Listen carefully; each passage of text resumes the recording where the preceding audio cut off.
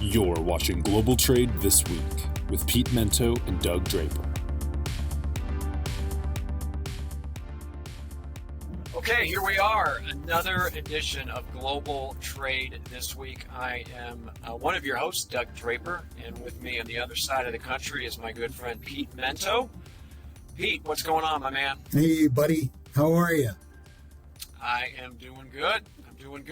The third party that's involved in this process, Pete, is Cap Logistics. If they weren't here, you and I wouldn't be here. So I want to give a shout out and thank Ian and the team for putting this thing on and putting up with us. Absolutely. I'd like to also give a shout out to Keenan's deep root conditioner that he clearly uses a couple times a week to keep all of that beautiful mane and his long, luxurious beard soft and supple, and I'm sure smelling like a redwood forest. Whoever it is that he's employing to bring on that kind of luxurious, beautiful, just manly richness that really goes on there. I'll give a shout out. Maybe we can get him some free stuff sent to the podcast. There you go. Well, he's going to turn around and make fun of both of us because we're a little lean on top. So you sure are. Well, I'm not even lean, man. There's nothing there. That's nice. Cool. Yes. Mr. Clean. Looking good. Fully aerodynamic. Yes. All right. Well, let's just jump into this bad boy. We got some cool stuff to talk about today. And I did the intro, Pete, so you get topic number one. Yeah. Topic number one is kind of one of those things where I'm just going to say it. And I know people are going to get frustrated with me, but this wouldn't be a fun show to do if we didn't say things that were just a little bit controversial. So I'm beginning to join the throngs of people, mostly economists, who are coming to the conclusion that most of this inflation is actually a function of the supply chain quagmire that we are in. That the scarcity of goods is having a lot more to do with the cost of goods than we're actually realizing. And that the scarcity of labor has a lot more to do with the cost of those goods as well. So the inability to find truck drivers to move things, the inability to find space to move things, and the inability to get simple cargo off of ships onto chassis and move it somewhere has a lot more to do, simple supply and demand, than the actual inflationary pressures of both quantitative easing and what we've actually needed to do to deal with our economy. I don't know if it has everything to do with it, but I think it's got more of a contributing factor than people are realizing. Anyone that wants to point the finger simply at a president or a past president or the head of the Fed, that's not a reasonable way to look at economic policy. You have to look at it holistically. And I think that when we look at this 5, 10, 15 years from now, I'll be very dead. When we look at it 5, 10, 15, 20 years from now, odds are we're going to find that this supply chain mess had a lot more to do with it than we realized. And as we keep talking about on the show, I can't reasonably tell you when this mess is going to get fixed. I mean, fortunately, we had the head of Flexport on 60 Minutes this Sunday explaining it all to us in a way that we can all easily understand. Thank you, Captain Obvious. So, come on, man. I think it's great that everyone is talking about him like he's the Oracle of Delphi about logistics, but anybody who works in this industry was watching that just saying, oh, well, that's a fascinating take. Anyone who's watching this industry knows that this continued processing of freight coming into the country and the continued difficulty in doing it is going to make supply and demand a difficult scale to probably measure out. So I think it has a lot more to do with what we're dealing with these days than I think anyone wants to readily admit, Doug. Yeah, I think it's spot on. It was funny that you mentioned that 16 Minutes. I was out throwing some stuff on the grill, and my wife was like, hey, come on in here and watch this. And so here's the good news is that there's a lot of good news in life, Pete, just in general, maybe not with this topic. But number one, when supply chain leads the nightly news ahead of COVID, things are moving in the right direction. And the fact that supply chain is becoming such a popular topic and discussed by people outside of our industry, I think is great because it creates a sense of awareness of not how important we are or we're what we do is monumental, but it just creates awareness of how interconnected everything is. Yeah. And something happening halfway across the world related to human rights and cotton can really have an effect on what you do and the prices that you pay with your goods and services in the United States. And it's tangible. Pete, you've always talked about cybersecurity and theft, and it's so nebulous, right? It's just, what are they stealing? Data is not tangible, right? If somebody steals something from your house, that's real. That's right in front of your face. And I think the supply chain and the impact on inflation is real, right? People can really understand, well, if we bump the interest rate a percentage, yada, yada, yada, and the monetary fund and all this other kind of stuff that I'm not well versed on, that's kind of like cybersecurity theft, right? The common man does not really understand how that impacts his life. This is tangible. I realize that the prices are going up because it cannot get to market, and that makes sense to me. So I think it's a great point, and I think it will have an impact. Yeah. The last thing I'll tag on what you just said, Doug, is, everyone suddenly claims to understand what it is that we do. Every talking head on every business show in the morning, when I'm up waddling on the treadmill, everybody on every nightly news for that 3-minute segment that's trying to explain what's going on in the world suddenly understands supply chain. Nobody truly understands all of it. Even experts only understand portions of it. And this is the great amalgamation of so much dysfunction just being poured all together. And one of the great things about this industry is the fact that we're all comfortable admitting that we don't know what we don't know, but someone probably does, and we know who to call. And it's those relationships that are really making things work right now. So, Yeah. So hit me, buddy. What's your first topic? Yeah, well, mine is an annual event. It's not the running of the bulls, Pamplona, or anything like that. It's the annual event that happens in January, where FedEx and UPS decide to roll out their annual rate increase, and that is coming down the pike. And the post office, Uncle Sam is putting their hat in the ring, and I was looking at some of that in preparation for the show today. And it is a quagmire of confusion between all these different rate increases and what service level, what shipping method, what are the weights, destinations. And the bottom line is each of those entities come out and say the average rate increase is X, right? I think I'm probably going to have these numbers wrong, but it's around 5%. I think the post office is 5.5%, FedEx UPS is 5.9%, 5.9%, but that's the average, right? So you could spin the average however you see fit. But the bottom line to me on this one, Pete, is it's a pass-through, right? Like, there's no way businesses in the supply chain can absorb any more cost. And so you know who's going to take the brunt of that? 100% is the consumer.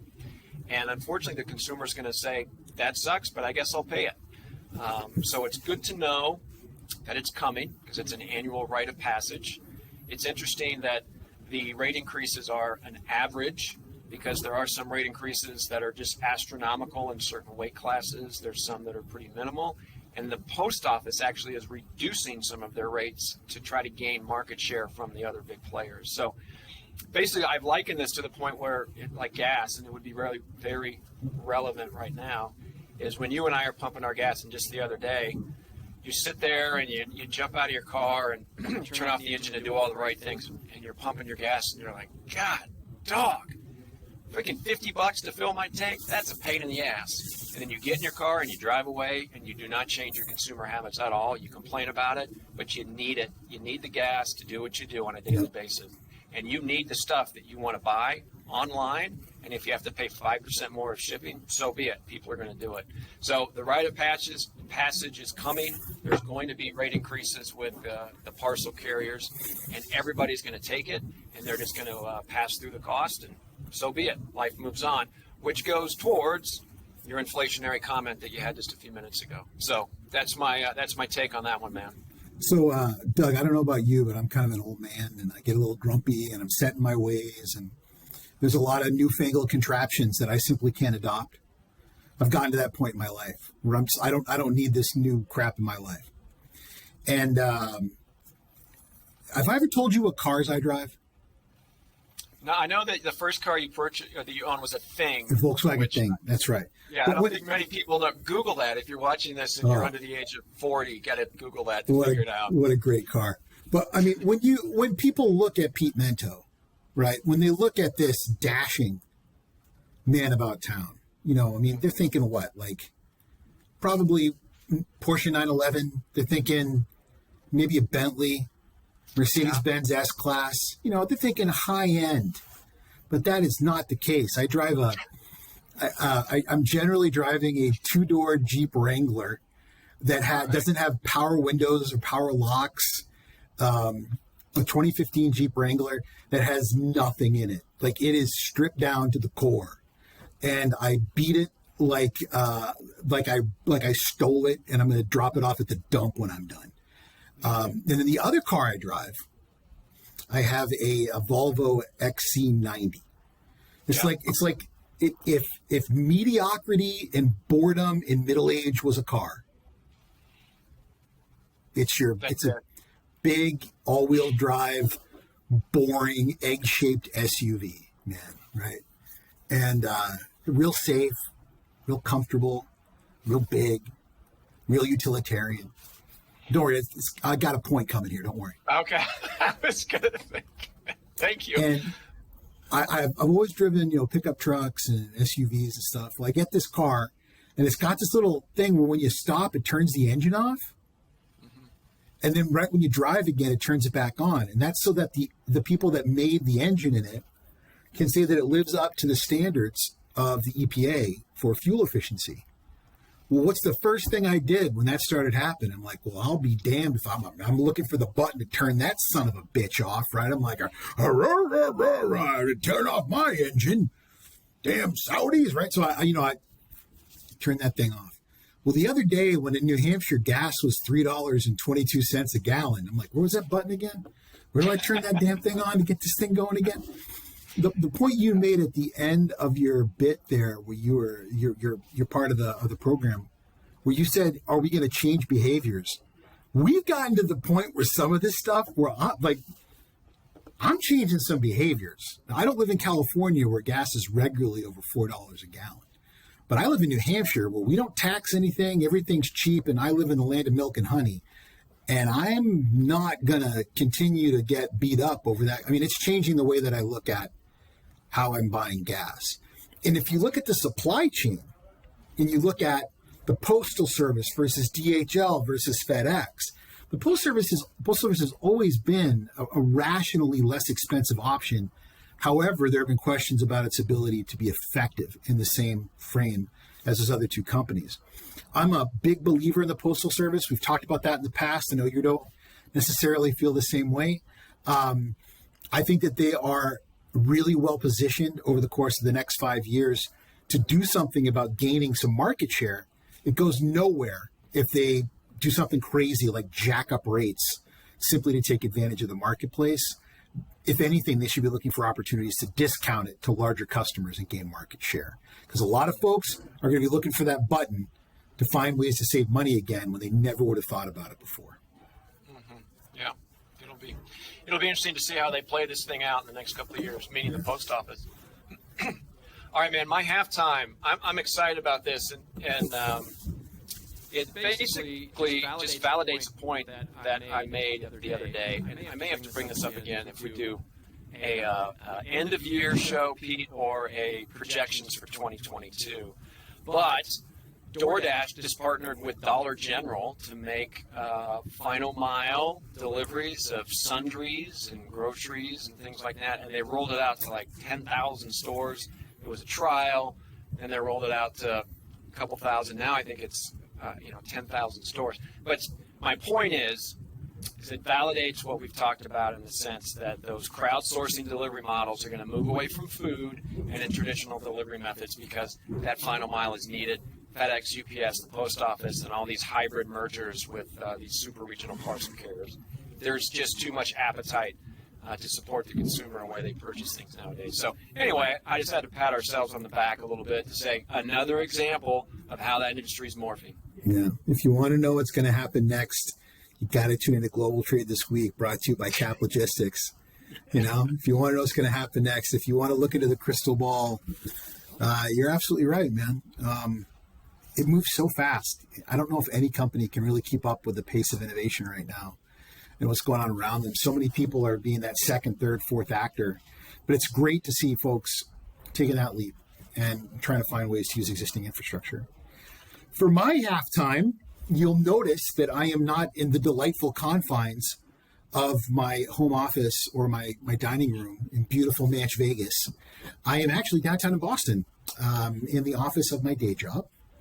And I've been here for the past couple of days. We have had all hands meetings with everyone. And I was dreading it. I'll admit it. I was dreading coming into the office and having to put on pants. But it's been awesome. Awesome having pants on, or awesome being there with people? It's been awesome being around people. I don't know if I had to do it 5 days a week for the next 3 years, if it would be as wonderful. But I've forgotten how great it was to be around people and collaborate with people, and to be in the conference room with folks, and to really ping pong ideas off of one another, and to not feel like I'm just talking to a corpseless camera. There's something to be said for that feeling of human interaction and getting to know. I mean, this is the first time I've met a lot of my coworkers face to face, and it's been great. So I don't know if I'll be down here all the time, but I have enjoyed it, and I'm wondering as time goes on if people will willingly be coming back to the office because they miss that human interaction, or if they're just like, I can't miss the young and the restless, I got to stay home. Yeah, well, a little of both, I think. You're that could be a commercial for the co-working spaces of the world. You need a little bit of it, but not all of it. No, you're right. And I'm glad you clarified that, Pete, because I've seen people walk behind you, and I'm like, is Pete paying these people just to move around to validate that he's not a distance? See, there's one right now. Yeah. He's walking behind me. When you work at a giant e-commerce company and you get together after 5 o'clock, we got to have a party. So big, there's like snacks here and sodas and food. And we have, you really probably wouldn't have to buy a meal for the rest of your life if you worked here. Nice. And you live downtown. So unfortunately, none of that is on my diet. So it's been coffee and soda water since I walked in the front door. There you go. Cool. All right, let's take it to the second half of the show. So I think yes, your topic too. Yeah, I'm up. So this is something that I could not believe. So we had this conversation the other day when someone said, "Hey, how's work going?" And I said, I'm kind of working a side job that I do a number of hours for every week. It's sort of emotionally and psychologically fulfilling for me because I still have to do trade stuff, and I feel connected to the people I was working with before. I feel like I owe them some really hard work. And then I have this new job that I love because it's so challenging and fun, and I work with great people. And then I use that age-old line when they're like, it sounds like you're really busy. And I said, sure beats ditch digging, right? And then a friend of mine said, well, they use excavation equipment now. I was like, wow, yeah, they do. And then I said, well, that makes that skilled labor. And they said, wait, I think you have to have a license in New Hampshire to operate an excavator. So that means it's professional labor to be a ditch digger. And then we went online, and do you know what you get paid to operate an excavator in New Hampshire right now? No. $81,000 a year is what they're hiring for in New Hampshire, plus overtime. So if you are a licensed excavation equipment operator with 5 years of experience, you can expect to make 6 figures right now in New Hampshire with great benefits. So the metaphor, it beats ditch digging. I think that metaphor is now dead. It's moot. But my whole point about this is my friend said, yeah, a lot of the guys I work with to make money for the holidays, they're working at the Walmart distribution center in New Hampshire. They're getting $28 an hour to load and discharge trucks. But I'm not done. And they got a $5,000 sign-on bonus if they took the job before the end of this week. And if they stayed throughout the holiday season, they got $5,000 more. Jeez. I annualize that. That is over $70,000 to load and discharge trucks. How bad is the labor market right now? It's so bad that a company that moves so much volume, that is so integral to Christmas, let's face it, okay, the holiday season in this country, just for a moment, consider what happens if Walmart has empty shelves. I mean, that is cataclysmic.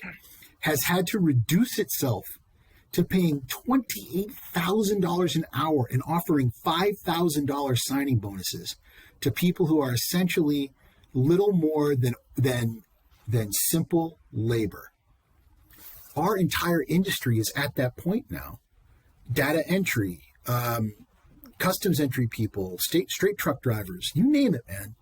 It is getting exceptionally hard to find people who want to work in the industry of logistics. We used to talk about just truck drivers, bud, warehousemen, people that are working in administration. This has become an industry that is becoming expensive to operate in, because why work in a warehouse if you can make more money than that or a little less than that in conditions that might be nicer and get free meals out of it? I'm telling you, man, this is going to be the big story for 2022. The labor shortage is going to hit us hard, and it's going to end up necessitating more automation. And those people that are saying, I don't want to work in this industry anymore, they're going to be replaced by software, automation, and robots. Well, there you go, Pete. That's your Debbie Downer one for the week. I know you're really good. You know, when you were talking about that, the first go of it, as far as the ditch digger, I was in my mind, I have 2 kids in college, and I'm thinking about the amount of money that I had to save since literally they were 2 months old. Yep. And I'm just scratching these checks, and you talk about the hundreds of thousands of dollars to put 2 kids through college. And this isn't a private school. This is University of Kansas, go Jayhawks, basic, wonderful school, but it's a state school. It is a lot of money. And you start justifying what you just said to what I just said, it's a tough road to haul, and not to go into a quagmire on the educational front, but they're going to be taking a bludgeon, because why would you do that? Why would you spend so much money when you can go out and get a very good paying job and turn it into a career, not necessarily a job? So I think you're spot on with 2022. It's just going to get progressively worse. I was in Steamboat a couple weeks ago with my wife. They were hiring baristas at Starbucks, $28 an hour. I can't even put my head around it, man. I mean, think about one thing, right? How many people have we met from European freight forwarding firms that have risen up through leadership, who started as 15, 16, 17-year-old interns? They got out of their high school, whatever equivalency that would be, and then started their careers as entry-level interns in logistics and freight forwarding, and have risen to senior leadership roles in the companies that they work for. Why couldn't we say to a young person in America, would you like to learn the ins and outs of logistics and have an opportunity to make a lot of money? For those of you that don't know, this is an industry that will pay you, in the right circles, a horrific, sacrilegious amount of money if you can stick with it and do the right things and be very, very good at your job. Why are we doing that, man? Mm-hmm. It's a different spin on workforce development. You don't have to go to the higher institutions, so it's crazy. All right, I'm going to bring us home with a little bit about climate. We chime in about that, but the COP26 Climate Summit that just finished up, I was kind of perusing. This is how lame I am, and my wife makes fun of me. She was like, "What are you doing?" I'm like, "I'm just doing some research, figure out what's going on out there because of the podcast that Pete and I have." And this was Sunday morning, right? You're supposed to be like enjoying life on a Sunday morning, but the one thing that caught my attention is they came up with a zero emission shipping lanes, and they're trying to develop green corridors by 2025. What I mean by they is that the climate, the COP26 said, let's get together. We need to reduce our carbon footprint, zero emissions, and let's come up with some high trafficked lanes, and let's call them green corridors, which that's great. I love it. I truly do. I'm not trying to be an asshole about it. I think it's good. I think that the projected in the right direction. But for any of that to take place on a global scale, you have to have regulations and policies, right? And the time, so let me not jump ahead of myself, but to have global regulations and global policies is very, very challenging. So it's great to say we got 6 green corridors that have yet to been clearly defined. But how are we going to make sure that they are green? You have to be regulated and policies to ensure, compliance. So it's great. I don't know if anything really came of it. Is it a big pencil whip to say that there were some things that came out of it? Probably. I think this plan was supposed to be not in place, but at least started by 2025. So I don't know. I like it in the sense that everybody's talking more about zero emissions and greenhouse gases and stuff, but I think there's a lot of fodder out there and people just saying stuff to check a box and move on. COP26 are doing the right thing. They're moving in the right direction. But I thought it was interesting that they walked away with a lot of grandiose ideas, but there wasn't a whole lot of tangible specifics on that plan in the moment. So anyway, that just caught my attention on a Sunday morning. Yeah, when all that was going down, man, I was, and you give me crap about this. Why can't I just not tell a story? Because that's who I am, dude. Okay. Yeah. I'm trying to win that Mark Twain prize on a podcast. I was watching all of it, and it harkened back to the days when I would go to Logan Airport and all the best parking spaces were set aside for electric cars. And I got so mad at first. It's like, this is stupid. What? No one drives electric cars. And now 10 years later, they're always full. There's always somebody with a Tesla who's really angry because they don't have a place to plug in their Tesla. And I get it. And I thought to myself, you're doing this wrong. We're trying to get ocean carriers and customers to adopt this. What you need to say is that the Port of Los Angeles, Long Beach is going to discharge vessels that use LNG or that use biofuels first. So if you show up at the safe water buoy and you are using, you're clean to whatever degree, you are at the front of the line. Mm-hmm. And you're going to get discharged first. Because if I hear that as a guy that buys a lot of ocean freight, I'm going to start selling that to my suppliers and my internal customers and say, here's a way that we can make sure that our stuff doesn't get caught up in all that quagmire. And we keep talking about carrots and sticks, Doug. You want to give people a carrot? Port of Long Beach wants to do California right. Savannah wants to do Georgia right and the world right.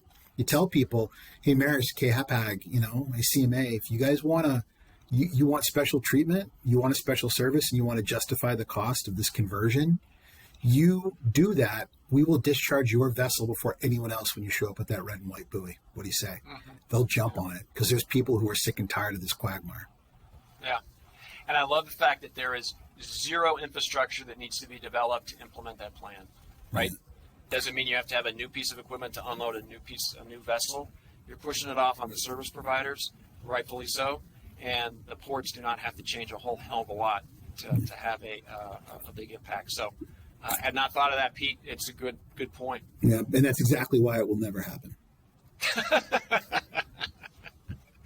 All right, and with that, I guess that's the leapfrog we needed to end the show. Absolutely. I don't know if we're on before Thanksgiving, Doug. I think we are, right? That Monday before Thanksgiving. Yeah. Okay. I have family coming to me this year, so okay. I am. All right. I'm working, so hopefully we'll get a show. I think we can talk about what we're thankful for on that particular one. But as always, we are always thankful to Cap Logistics. We're always thankful to Keenan back in the booth making this thing happen. And we're thankful to the people who watch and listen every week to Doug and I, as Doug so brilliantly and articulates these wonderful ideas, and I just blather on with my stupid stories. But we wouldn't be what we are without Cap Logistics support, and we certainly wouldn't still be on the air if you didn't watch us and pay attention to us. So we do sincerely thank all of you for the support that you continue to give us. And come on back next time for another wonderful episode of Global Trade This Week. Doug, love you, buddy. Love your work. All right, man. See you again soon. You too. Bye. Take care.